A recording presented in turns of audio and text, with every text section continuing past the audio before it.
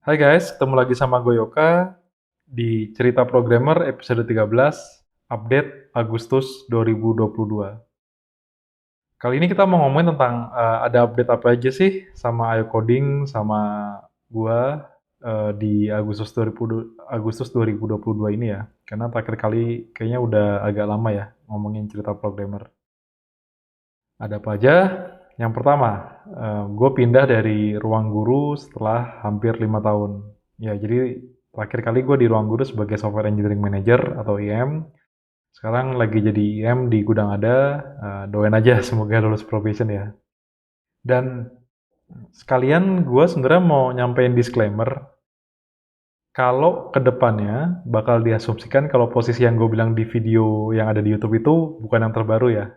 Contohnya yang ada di sini nih, begitu gue publish itu bisa dipastikan itu bukan yang terbaru asumsinya, karena satu yang terbaru itu diasumsikan ada di LinkedIn ya, dan yang kedua utama itu karena gue takutnya nama gue itu nempel ke perusahaan yang ada di video atau sebaliknya ya. Padahal bisa jadi udah enggak. Gitu. Jadi ya buat kalau gue sebut posisi gue sekarang di mana, ya itu pastiin itu tidak update ya, bisa dilihat LinkedIn gue aja. Yang kedua, eh, ini Ayo Coding baru rilis beberapa konten yang terbaru. Linknya itu bisa dilihat di deskripsi nanti ya. Yang pertama itu ada 3. Dia ngomongin tentang pro dan kontra jadi programmer lewat jalur kuliah, bootcamp, dan otodidak. Habis itu ada gue nyeritain juga tentang pengalaman gue jadi programmer lewat jalur otodidak. Kenapa ada yang 4 ini ya? Jadi yang di atas itu pro dan kontra itu ada 3, masing-masing satu untuk kuliah, bootcamp, dan otodidak. Yang kedua itu ada satu gitu. Karena belakangan gue lihat itu ada beberapa komen dan ngobrol-ngobrol sama orang juga itu mereka kayak agak bingung nih. Kayak gue mau jadi programmer nih.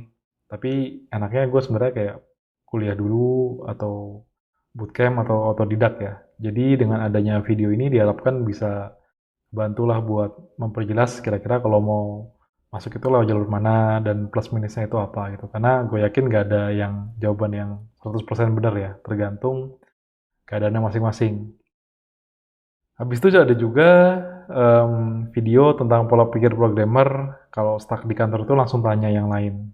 Ini lebih kayak ke tips sih. Kalau misalnya kita udah jadi programmer, terus kayak di kantor, tahu dapat pekerjaan dan itu stuck gitu ya. Itu gue nyaranin di video ini buat langsung tanya aja kayak deh yang ke yang lain gitu. Karena itu lebih menguntungkan buat timnya dan emang buat programmer itu sendiri gitu. Habis itu di konten ini juga ternyata jadi tadinya kan biasanya gue rilis kayak HD video ya, 1080 ya. Ternyata di sini bisa kayak, oh ternyata bisa 4K gitu. Agak kaget juga ya, ternyata ini bisa. Habis itu 2 update-nya. Sekarang update yang 3. Kan tadi gue udah bilang ya, kayak gue pindah ke Gudang Ada jadi IM gitu. Eh, Nah mungkin berikutnya di iCoding ini bakal ada juga kayak pengalaman gua interview IM di Gudang Ada dan Kargo tahun 2022. Gitu.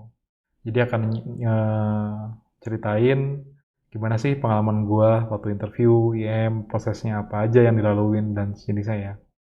Terus juga kayak di mana buat belajar interview IM. Ini lebih kayak mau ngasih tahu kayak waktu gua mau interview IM atau mau jadi IM itu waktu itu yang disiapin itu apa aja sih, belajarnya itu dari mana kayak gitu.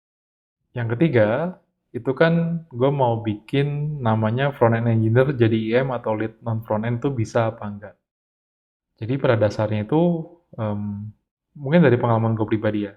Dulu itu gue kan dari front-end ya. Waktu jadi front-end, itu gue ngeliatnya kok kayak, ini IM ini harus dari back-end atau kayak gimana gitu. Apakah gue harus pindah ke back-end buat jadi IM atau kayak gimana. Karena kenyataannya di lapangan itu banyak banget yang dari back-end yang jadi IM. Dan nggak terlalu banyak ya yang dari front end itu. Even dulu waktu itu gue kayak jarang lihat sih. Biasanya front end engineer itu cuma jadi IM untuk front end, tapi bukan yang general.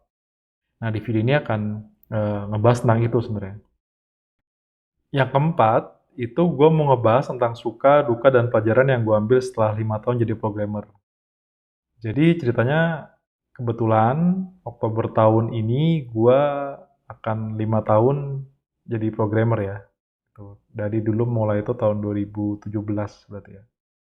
Dari sana kan pasti ada sukanya apa, dukanya apa, dan pelajaran yang gue ambil dari sana gitu. Itu mungkin gue akan em, apa namanya mencoba untuk nyampe itu dalam bentuk video. Insya Allah kedepannya dari konten 4 yang di halaman ini ya, itu bakal gue coba buat masukin sih, insya Allah. Oke, sekian gitu aja update dari gue tentang iCoding dan kehidupan pribadi gue gitu. Udah di mana? Thank you udah ngikutin video ini. Sampai ketemu di episode berikutnya. Dah.